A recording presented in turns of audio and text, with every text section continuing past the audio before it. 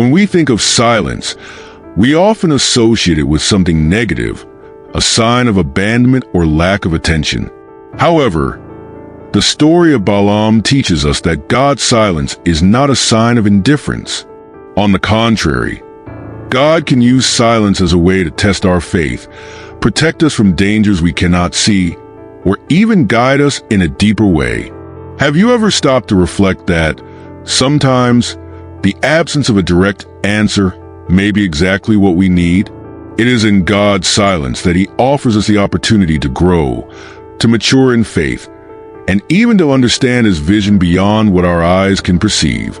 You see, sometimes it's easy to think that God is not hearing our prayers when He doesn't respond immediately. However, if we look closely, we will see that He is not silent for no reason, but rather for a clear purpose. How many times have you found yourself in situations where you didn't understand why things were taking so long or seemed to be going wrong? Often, silence is just a time God uses to prepare something bigger for us. Silence, my friend, is not absence but preparation. He tests us, strengthens us, and above all, prepares us for what He has in store. The story of Balaam, a man who was called by God not to curse Israel, but sought additional answers, illustrates this point well. God remained silent for a while, and in the midst of that silence, Balaam had the chance to grow. Imagine what he would have missed if he had insisted on acting without hearing God's voice. Many times, we do the same. We seek quick answers, and when we don't find them, we get frustrated. Yet, God's silence can be exactly what we need to make wiser, more grounded decisions. This also teaches us about the danger of acting without patience. Sometimes, our appetite for quick results leads us to act before the right time. And when we seek an answer different from the one God has already given us, we may end up creating paths that are not the best for us. God's silence is not a no, but rather an opportunity to better understand His plan.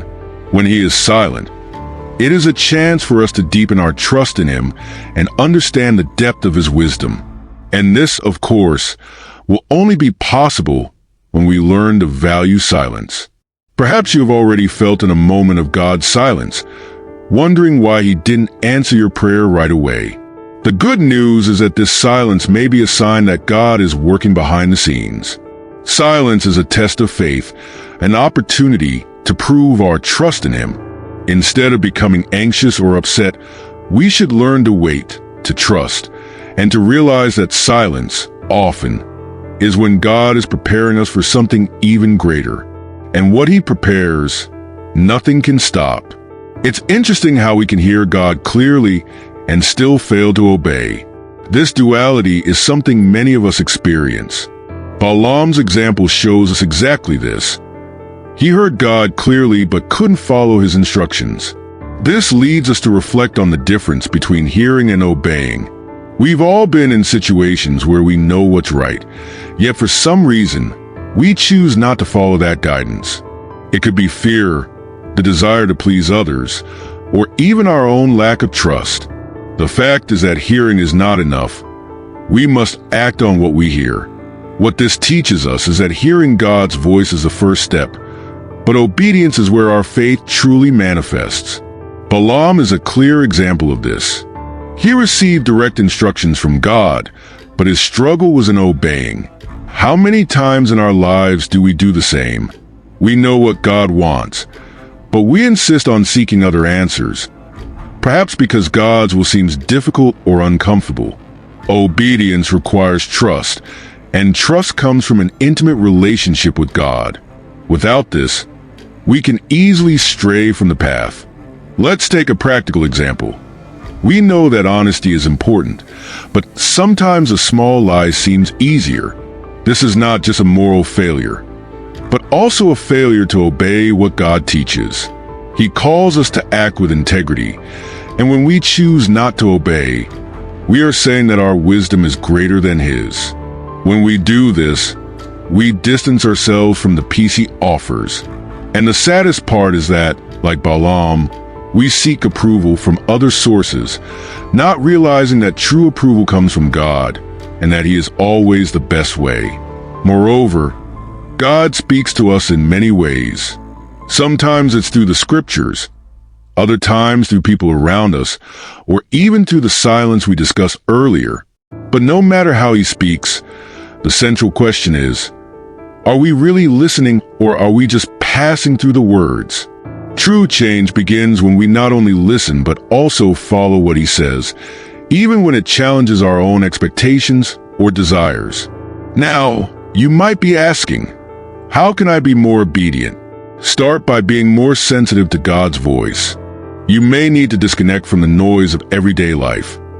Set aside time for silence and meditation to better perceive the answers He is already giving us. The key is to practice this sensitivity and act without hesitation. It's not easy, but it is profoundly transformative. True wisdom lies in listening, and most importantly, in following. Balaam's story also reveals the danger of temptation that power and wealth can bring. King Balak, realizing he couldn't convince God to curse Israel, tries to bribe Balaam with riches and power. Balaam's temptation is the same many people face today. The pursuit of materialism and status can easily divert us from God's principles. As you can see, the temptation of money and power is not new, and it is a constant struggle for those in positions of leadership or influence. The real question, however, is, how far are we willing to compromise our values for these things? We've all been tempted to take a shortcut to get what we desire. It might be a promise of money, greater status, or even a recognition that our soul longs for. What Balaam teaches us is that when we place these temptations above God's will, we risk losing our connection with Him. When Balaam looked at Balak's offer, he was faced with a dilemma: follow God's will or give in to the temptation of the world. This decision, as you can imagine, is not simple, and many of us have faced the same struggle, often in silence. Think about the daily temptations we all face. In a world where material success is often seen as the greatest achievement, how can we protect ourselves from the temptation to follow the easiest path, the one that promises quick riches or momentary power? The answer lies in knowing the value we place on these things compared to God's principles. Balaam, no matter how tempted by riches, still had a choice. He could have chosen to follow God's will, but instead, he chose to continue seeking wealth, not realizing that it was pulling him away from his true purpose. Have you ever thought about how your life would be if money and power weren't your greatest motivations? Of course, we need sustenance, but what God teaches us, both in the Bible stories and in our life experience, is that we should not place these things above Him. True wealth doesn't come from what we accumulate, but from what we give, what we do with what we have, and how much we dedicate ourselves to serving God. True power doesn't come from control over others, but from control over oneself and obedience to the divine call. So, how can we resist these temptations? We must seek to align our hearts with God's values, practicing gratitude and contentment in all circumstances. When we give due value to the blessings He offers, we realize that the true purpose is not in the accumulation of wealth or the relentless pursuit of power, but in serving others and living according to His will. This is the key to living with peace and balance, regardless of the temptations that arise along the way. When God gives us an answer, it is definitive. The story of Balaam is a clear example of this. He received a direct instruction from God not to curse Israel, and that answer should have been enough. However, Balaam, in his restlessness, continued to ask for a second answer. This shows us that many times, what we seek is not really clear guidance, but permission to follow what we want. God answers us clearly and firmly, and it is our responsibility to trust His decision and obey, without seeking alternative answers when the first one has already been given. When God speaks, His word is final. This teaches us about trust. Often, In our lives, we also receive clear instructions from God, but because we are so involved in our own desires, we seek a second opinion and approval to do what we want. This reflects our lack of trust in what God has already told us. He knows what is best for us, and his initial answer is based on his infinite wisdom. When we insist on seeking more answers, we can stray from the path he has already set for us. Balaam knew what God wanted, but he was unwilling to accept the answer given. This is something we can all identify with at some point in life. How many times have we prayed for something, and when we didn't receive the answer we expected, we began to doubt or ask for another chance? However, the truth is that God already knows what is best for us. His answer doesn't change, even though our impatience may make us want a new direction. When we seek more answers than necessary, we risk moving away from his will. Imagine if, instead of continuing to insist, Balaam had surrendered immediately to God's answer. He would have avoided a series of complications and unnecessary consequences. The same goes for us. When we follow God's will from the start, without seeking alternatives or changing our minds, we can walk with more security and confidence, knowing that he always has the best for us. True wisdom is in trusting the first answer God gives us. So, how can we apply this in practice? Start trusting more in the decisions God has already made for you. When you feel he has already given you direction, don't question it. Accept and move forward in faith without looking for different answers. If God has said something, he knows what he is doing, and his word is final. This may not be easy, especially when we want a yes instead of a no, but learning to trust his first answer brings us a peace that nothing else can offer. Balaam is a classic example of how persistence, without spiritual discernment, can lead us down dangerous paths. He was warned by God, but insisted on moving forward with what had already been forbidden. This shows us that, often, our spiritual vision can become clouded when we refuse to listen to God's clear guidance. By seeking God's permission to do something he had already told him not to do, Balaam was blinded by his own will and the temptation of wealth. He didn't recognize the imminent danger ahead, and that's what led him down a path of destruction. When we decide to continue in a direction, even knowing we are not aligned with God's will, we risk becoming spiritually blind. It's often easy to justify our choices by saying we're just trying to be persistent or seeking more clarity. However, persistence, when not aligned with God's will, is one of the greatest obstacles to our spiritual vision. What seems like persistence is often just our stubbornness, trying to force God to align with our desires. And the farther we get from his will, the harder it becomes to see the consequences of our choices. One of the big lessons here is that when we ignore divine warnings, we become spiritually blind. Just like Balaam, who couldn't see the angel blocking his path, we can also ignore clear signs that God sends us to protect us. These signs can come in many forms: a word of wisdom from someone close to us, a sense of inner discomfort, or even a situation that forces us to stop and reflect. But when we are blinded by our own will, we can't see those warnings, and danger approaches without us even realizing it. Imagine for a moment that you are making an important decision, something that could affect your future in ways you can't see right now. You feel internal pressure, but choose to go ahead without considering what God is saying. This is what happened to Balaam. He thought that if he persisted long enough, God would change his mind. True spirituality requires humility to accept God's direction, even when we don't fully understand the reasons. It is in obedience that we remain spiritually alert and aware of the dangers around us.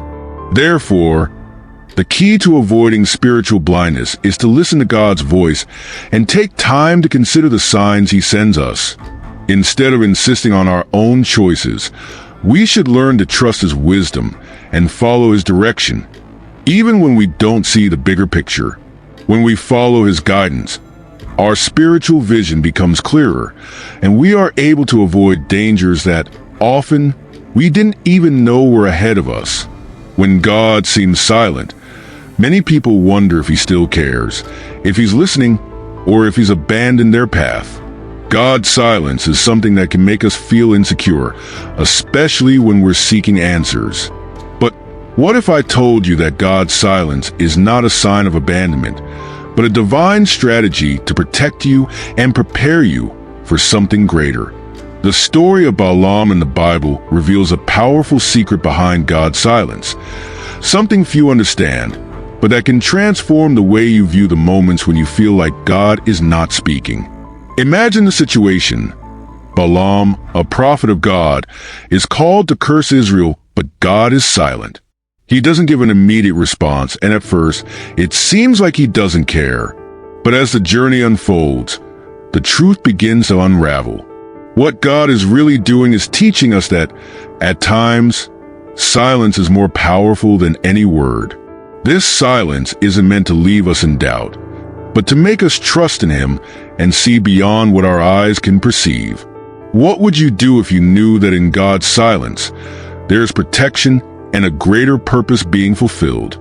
Are you also being challenged to trust, even when the answer doesn't come immediately? The story of Balaam challenges us to reflect on how we react when God seems silent. Instead of trying to find quick solutions or asking for more answers, we should learn to trust that he's working on our behalf, even without words. And who knows what he has in store for us when we finally learn to trust in that silence? Are you ready to discover the secret behind God's silence? When you take a moment to reflect on God's silence, can you see how he is shaping you? Every moment of silence is an opportunity to grow, to trust more deeply, and to understand that God's answer, when it comes, is the best possible answer. Don't deceive yourself into thinking that God has forgotten you or that he isn't hearing your prayers. Instead, embrace the silence, wait patiently, and continue trusting that he is preparing something far greater than you can imagine. What will you do when you encounter God's silence again? Will you despair, or will you use this opportunity to strengthen your faith and persevere in your trust? I invite you to reflect deeply and, starting today, see God's silence in a completely new way. He is not silent to punish you, but to protect you and prepare you for what is to come. If you learned something new today, share this knowledge with others and inspire them to trust as well.